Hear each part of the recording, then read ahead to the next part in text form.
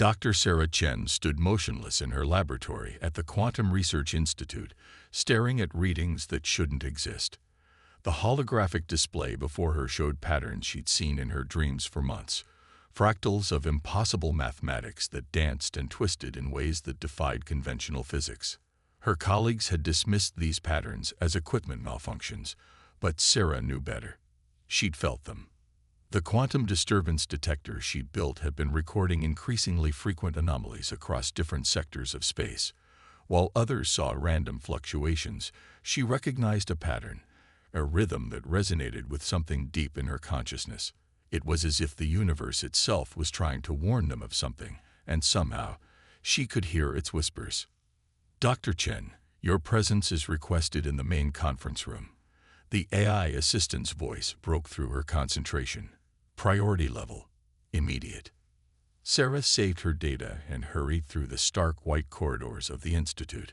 The usual buzz of scientific activity had been replaced by an unusual tension. As she approached the conference room, she noticed something else. Representatives from the Global Space Council, their formal uniforms standing out among the researchers' casual attire. The doors slid open to reveal a sight that made her stop mid-stride. Floating above the central table was a hologram unlike anything she'd ever seen, and beside it stood two beings that definitely weren't human. Their crystalline bodies seemed to shift and flow like liquid glass, and their movements left trails of soft light in the air. "Dr. Chen," Director Harrison nodded to her, his face grave. "Meet Ambassadors Anxelara and Veth of the Meridian Council." The crystalline beings turned toward her, their forms rippling with what she somehow knew was curiosity. Dr. Chen, the taller one, Anxelara, spoke, their voice carrying harmonic overtones that made the air vibrate. "Your work has drawn our attention." Sarah's mind raced. The Meridian Council was supposed to be a myth, a story of an advanced civilization that watched over the galaxy from the shadows. Yet here they were, in her facility, specifically asking for her. "Your species possesses something unique," Veth continued, moving closer. "Something we have searched for across 12,000 civilizations. You can sense the tears. The quantum disturbances," Sarah breathed, suddenly understanding why her dreams had been so vivid, why she could see patterns where others saw chaos. "They're not random, are they?" "No," Anxelara confirmed, manipulating the hologram to show a map of the galaxy. Points of light began to appear, forming a complex web of interconnected nodes.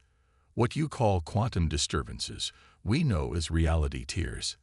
They are wounds in the fabric of space-time itself, and they are spreading." The hologram zoomed in on one of the tears, showing a simulation of its effects. Sarah watched in horror as the mathematical representation showed space itself unraveling, like a sweater being pulled apart thread by thread. "For millennia, we have watched these tears, powerless to stop them," Veth explained. "Our technology can detect them, but by then it's too late. We need beings who can sense them forming, who can feel the quantum fluctuations before they become tears. And humans can do this?" Sarah asked, though she already knew the answer. She'd been doing it for months without realizing what it meant.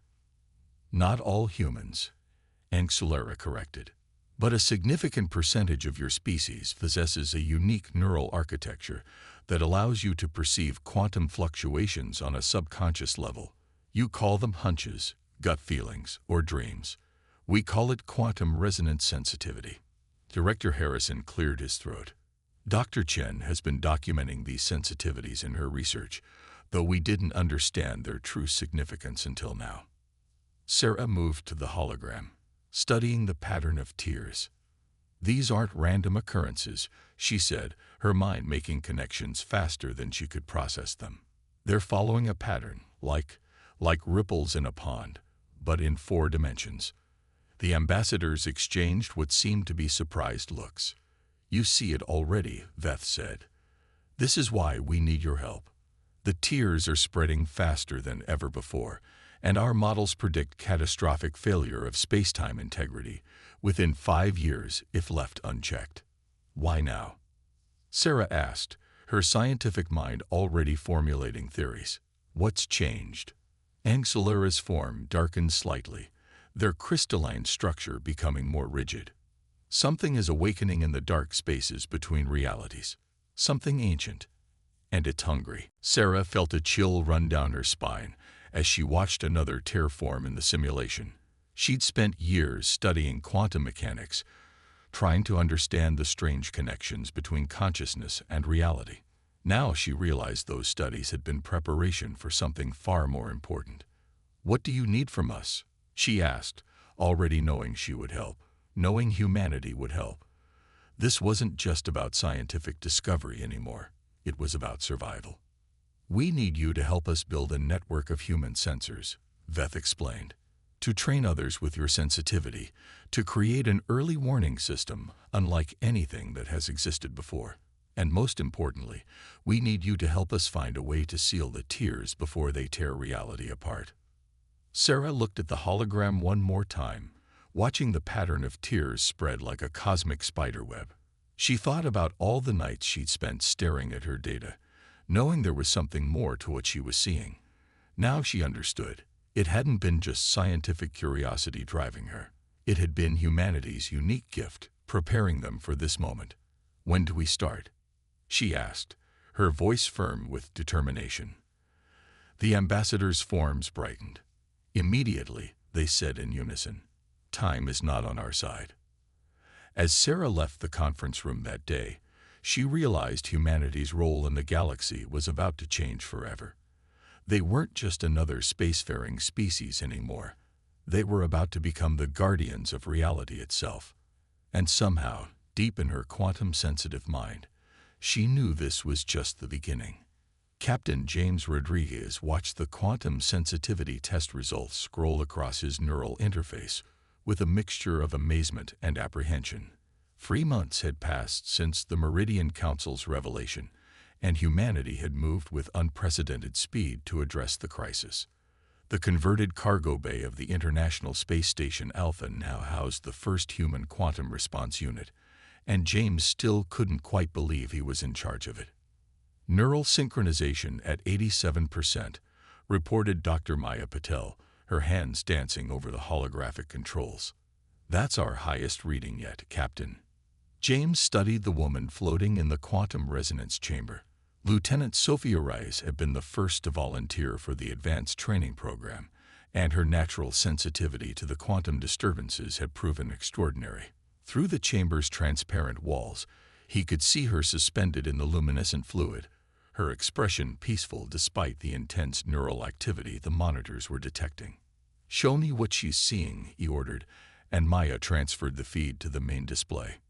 The image that appeared was beautiful and terrifying.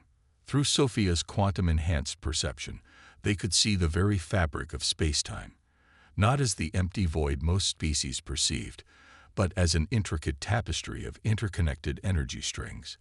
And there, in the corner of her vision, was what they'd been waiting for, the first tremors of a forming tear. "Conference with the Meridian Council in 5 minutes, the AI reminded them. James nodded, his augmented eyes automatically beginning to compile the data they'd need to present. The crystalline forms of Ancillara and Veth materialized in the command center, accompanied this time by Dr. Chen, who had been working with the Council to integrate human sensitivity with their advanced technology. "Captain Rodriguez," Ancillara greeted, their form shimming with what James had learned to recognize as excitement. "Your team's progress exceeds our most optimistic projections. Lieutenant Rice is detecting forming tears up to 72 hours before they manifest," James reported, bringing up the latest data. "That's 3 times the warning we had last month." More importantly, Dr. Chen added, moving to the main display, "We're starting to understand why humans have this ability in the first place." She gestured, and a new hologram appeared. A complex diagram of human neural pathways compared to those of other species. "Our brains evolved on a planet with unusually high quantum fluctuation levels," she explained. "Earth's core generates a quantum field that most species would find disruptive, but we adapted to it. More than that, we learned to unconsciously process it, like living next to a waterfall. Sophia's voice came through the comm as she emerged from her training session. After a while, you don't just hear it, you feel it, sense changes in it. We've been doing the same thing with quantum fluctuations our entire existence. We just didn't know it. Veth's crystalline form pulsed with what James had come to recognize as their version of nodding. This is why we never found another species with your capabilities. Your evolution was unique. James watched as Sophia joined them, her dark hair still damp from the resonance chamber. The neural interfaces at her temples glowed softly, indicating she was still processing quantum data. We've confirmed something else, she said, manipulating the holographic display with practiced ease. The tiers aren't just random quantum events. They're being created. The room fell silent. Even the ambient hum of the station's systems seemed to quiet down. Created? Anxulera's form darkened with concern. You're certain? Sophia nodded, bringing up her latest sensor logs. The pattern is too precise, too structured. These aren't natural phenomena. They're more like tools or weapons. That matches what we've been seeing in the laboratory, Dr. Chen confirmed. The mathematical signatures are consistent with directed energy manipulation at a quantum level. Something is deliberately weakening the fabric of spacetime. James felt a chill run down his spine. How many humans are currently in training? He asked, already knowing they'd need more. 347 worldwide. Maya answered, checking her data feeds, with another 1,000 identified as having high sensitivity potential. Double the training program capacity, James ordered. If these tiers are weapons, we need to be ready to defend against them. He turned to the Meridian Council representatives. And we need to know what we're really up against. Anxulera and Veth exchanged what seemed to be a troubled look. There are ancient records, Veth began slowly, of entities that existed in the spaces between realities. Beings of pure quantum energy that fed on the barriers between dimensions. We dismissed them as myths, but perhaps they're waking up, Sophia finished, her enhanced senses already detecting something at the edge of perception. And they're hungry. James looked at his team, humans who had discovered they possessed abilities beyond anything they'd imagined, abilities that might be the galaxy's only hope for survival. They'd need more than just sensitivity training now. They'd need to learn to fight an enemy that existed beyond the boundaries of conventional reality. Dr. Chen, he said, how quickly can we weaponize our quantum sensitivity? Sarah's eyes lit up with understanding. You want to turn our detection capabilities into a defense system. Better, James replied, a plan already forming in his mind. I want to turn them into a weapon.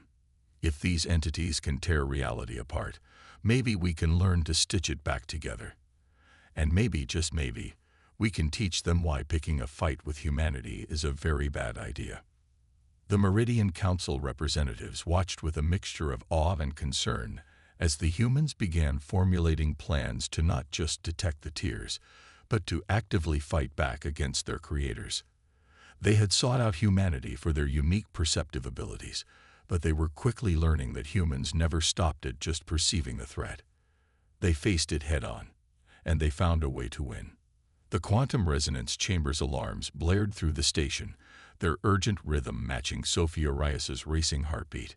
Her consciousness, enhanced by months of training and neural interfaces, stretched across the quantum field. What she sensed made her blood run cold. Multiple tiers forming, she shouted, her mind translating the quantum distortions into data the team could use. Pattern unlike anything we've seen before. They're moving with purpose. Captain Rodriguez burst into the control center, his augmented eyes already processing the incoming data streams. Location: the Arcturus sector, Dr. Chen responded, her fingers flying over the holographic controls. But these readings don't make sense. The tiers aren't just forming, they're converging.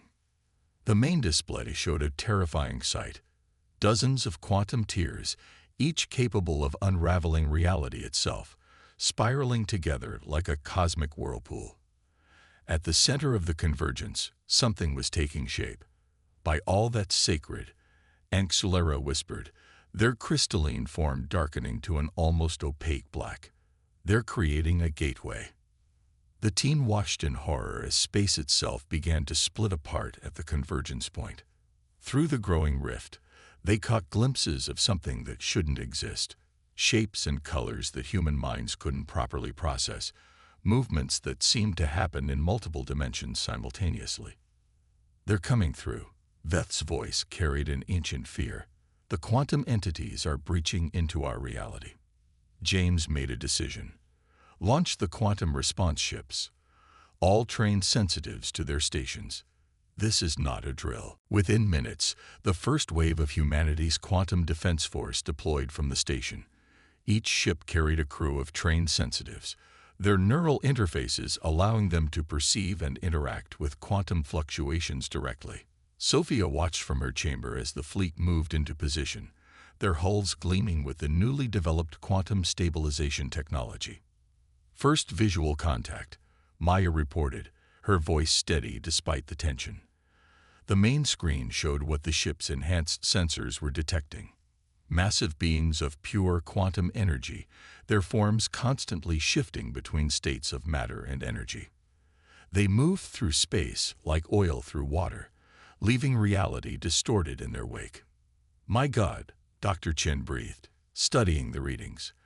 They're not just feeding on the barriers between dimensions, they're consuming the quantum probability fields themselves.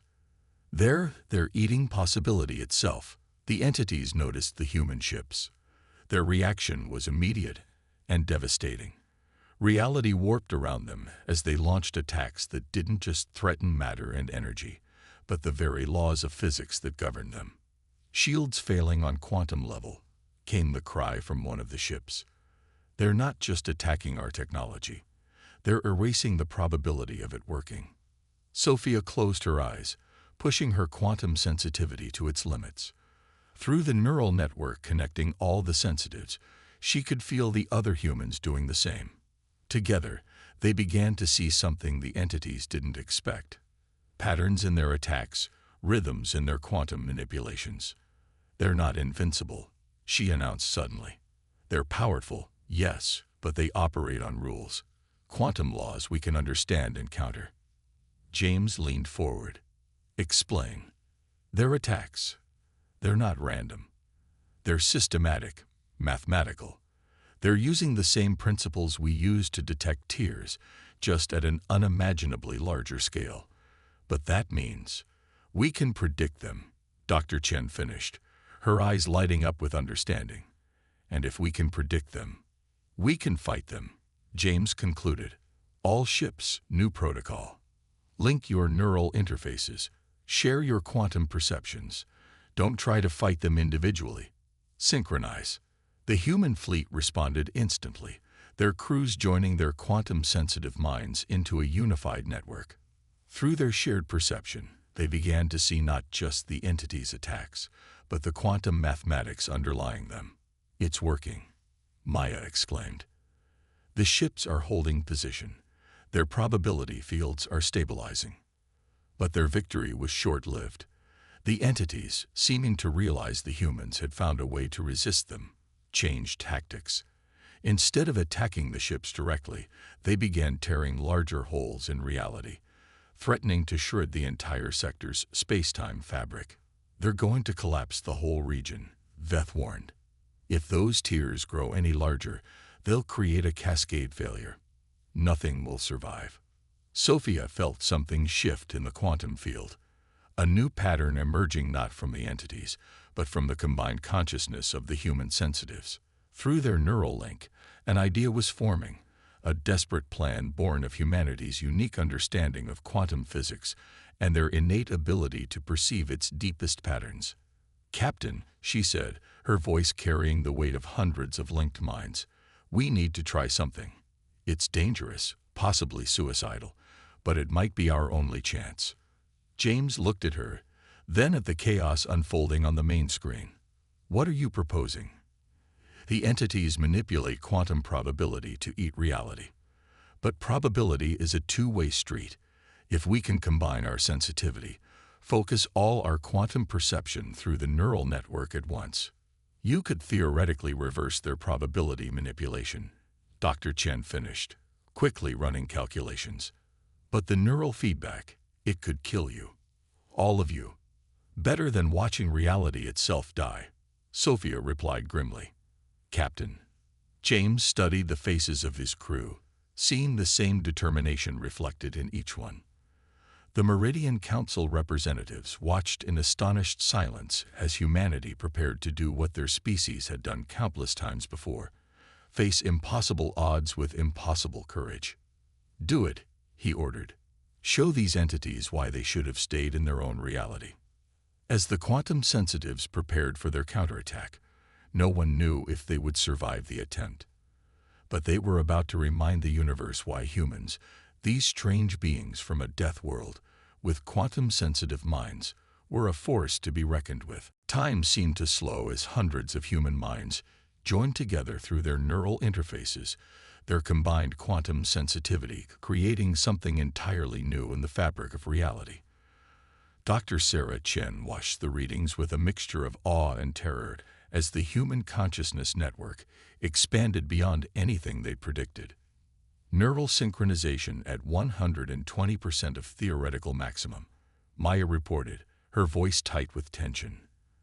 They're exceeding every model we had. Through the quantum resonance network, Sophia Rice felt her consciousness merge with her fellow sensitives. Their shared perception revealed the universe in ways no single species had ever seen before. The quantum entities were vast, ancient, and terrible, but now, for the first time, they could be understood. The entities, Sophia broadcasted through the network, her thoughts reaching every human sensitive simultaneously. They're not just eating reality. They're trying to reshape it. This isn't an invasion. It's a transformation. Captain Rodriguez leaned forward, his augmented eyes processing the new data patterns. What kind of transformation? They want to change the fundamental constants of our universe, Dr. Chen realized, reading the quantum signatures. They're trying to make our reality more like theirs, a place where probability isn't fixed, where cause and effect are suggestions rather than laws. The entities sensed the humans' growing understanding. Their response was immediate and devastating. Reality buckled as they launched an assault not just on the ships, but on probability itself. Across the sector, possible futures began to collapse. Multiple timeline fractures detected, Maya shouted. They're not just attacking us here and now. They're trying to erase the possibility that we ever existed.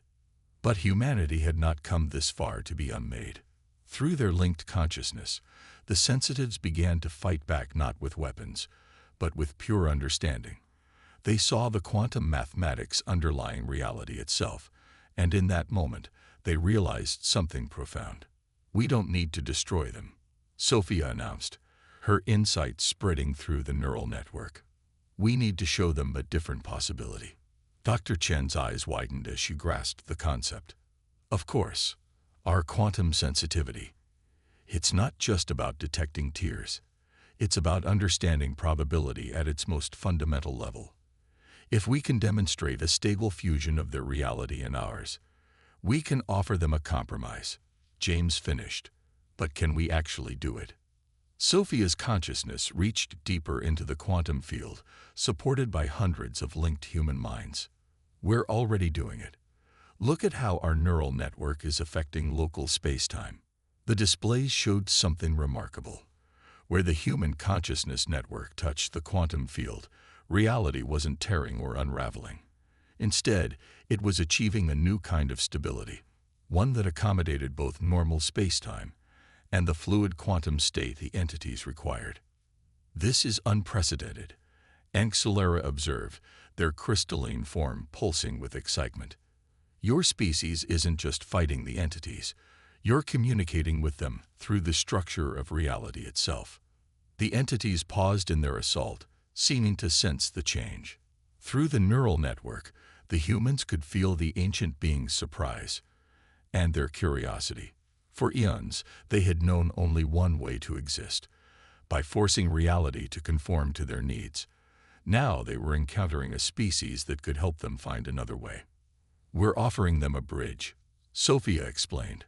Her consciousness stretched between normal space and the quantum realm.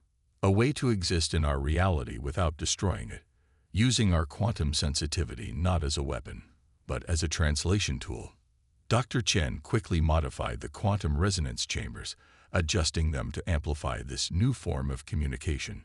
"If we can maintain this state, we might be able to establish permanent quantum harmonics, areas where both forms of reality can coexist stably." The entities began to respond, their patterns shifting from aggressive destruction to cautious interaction.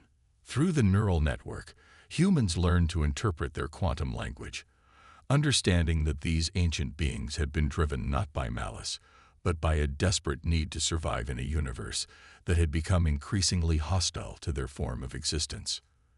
"They're not evil," Sophia realized, sharing her understanding through the network. "They're refugees.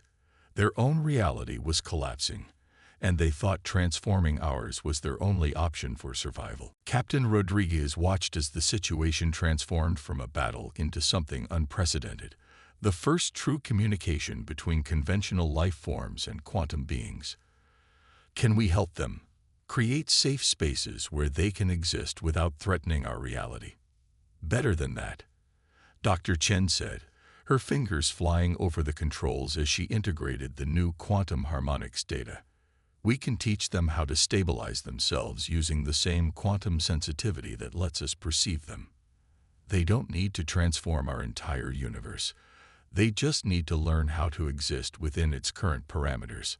The Meridian Council representatives watched in amazement as humanity, the species they had sought out merely for their ability to detect quantum tears, instead found a way to bridge the gap between realities. What had begun as a crisis was becoming something else entirely, the beginning of a new era of understanding. "Your species continues to surprise us," Veth observed. "We thought you would be our early warning system. Instead, you may have just prevented a war between realities themselves." James smiled grimly. "That's what humans do. We don't just survive problems, we solve them, sometimes in ways nobody else would think of." As the quantum harmonics stabilized and the entities began to learn this new way of existing, the human sensitives maintained their neural link, ready to act if needed. They had faced what seemed to be an impossible threat and found not just a way to fight it, but a way to transform it into an opportunity for growth and understanding. The universe, it seemed, had just become a much more interesting place. 6 months after the first contact with the quantum entities, the International Space Station Alpha had transformed into something unprecedented. The first joint human quantum entity research facility. Dr. Sarah Chen stood at her familiar spot in the quantum labs, but now she shared the space with beings that existed in multiple states of reality simultaneously. "Harmonic stabilization holding at 98%, Sophia announced from her position in the modified resonance chamber. The neural interfaces at her temples glowed with a new intensity, allowing her to perceive both normal space-time and the quantum realm where the entities existed naturally. Through the quantum translation network they'd developed, the humans could now understand what the entities were sharing. Knowledge spanning billions of years, insights into the fundamental nature of reality that no conventional species had ever grasped. In return, humanity was teaching them something equally valuable: adaptation. "It's remarkable," Dr. Chen said, reviewing the latest data. "They're learning to modify their own quantum signatures to match our reality's natural frequency, something they never thought possible before." Captain Rodriguez entered the lab, accompanied by representatives from both the Meridian Council and what they now knew to be the Entity Collective. The sight would have been impossible 6 months ago. Crystalline aliens walking alongside beings of pure quantum probability, all coordinated by human quantum sensitives who served as bridges between realities. "The quantum harmonics network is expanding faster than projected," James reported. "We've established stable zones in 12 different sectors. The entities can now travel freely without risking reality tears." "More than that," Sophia added, Her consciousness partially merged with the quantum field. They're helping us understand our own abilities better. Our quantum sensitivity isn't just a quirk of evolution. It's a fundamental aspect of consciousness that most species never developed. Through the quantum translation network, one of the entities communicated, not in words, but in patterns of probability and potential that the humans had learned to interpret. We existed for eons, seeing conventional life as nothing but obstacles to our survival. You showed us another way. You turned barriers into bridges. The Meridian Council representatives watched as human sensitives and quantum entities worked together, their combined understanding of reality surpassing anything either group had achieved alone. When we first sought out humanity, Ancillera observed, we hoped only for early warning of quantum tears. Instead, you've reshaped the very relationship between realities. That's because you were looking at our abilities too narrowly, Dr. Chen explained, pulling up a detailed analysis of human quantum sensitivity. You saw our capacity to detect quantum fluctuations as a defensive tool. We saw it as a chance to understand something new.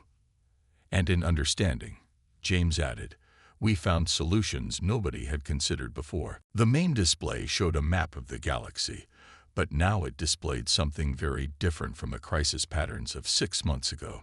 Instead of quantum tears threatening to unravel reality, it showed a network of stable quantum harmonic zones, places where conventional space-time and quantum space coexisted peacefully. Another entity communicated through the network. Your species transforms limitations into opportunities. Where we saw only conflict between realities, you created harmony. This is why you must become the Guardians. Guardians? Sophia asked, though through the quantum link, she was already beginning to understand their meaning. They want us to maintain the harmony between realities, Dr. Chen realized. Not just here, but throughout the galaxy, perhaps even beyond. The entity collective shared a vision through the quantum network, a future where human quantum sensitives served as diplomats between different forms of existence, their unique abilities allowing them to bridge gaps that most species couldn't even perceive. They would be guardians not through force, but through understanding. It's more than that, Sophia said, her consciousness expanded through the quantum field. They want to teach us everything they know about quantum reality. In return, we'll teach other species what we've learned about coexistence between different forms of life.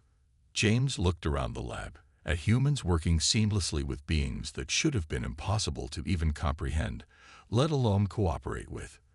From Deathworld survivors to guardians of reality itself, he mused. That's quite a promotion. That's exactly why it works, Dr. Chen said. Our history on Earth taught us to adapt, to find ways to survive seemingly impossible conditions. When faced with quantum entities that could unravel reality, we didn't just try to fight them. We found a way to understand them, to create something new. Through the quantum network, the entities shared their agreement. Your strength is not in your ability to destroy, but in your capacity to transform, to take chaos and create harmony. This is why you were chosen. This is why you will guide others. The Meridian Council representatives observed as more quantum harmonic zones activated across the galaxy, each one maintained by human sensitives working in concert with the entities. You've given the galaxy something it desperately needed, Veth said. Hope that different forms of existence can coexist and even thrive together.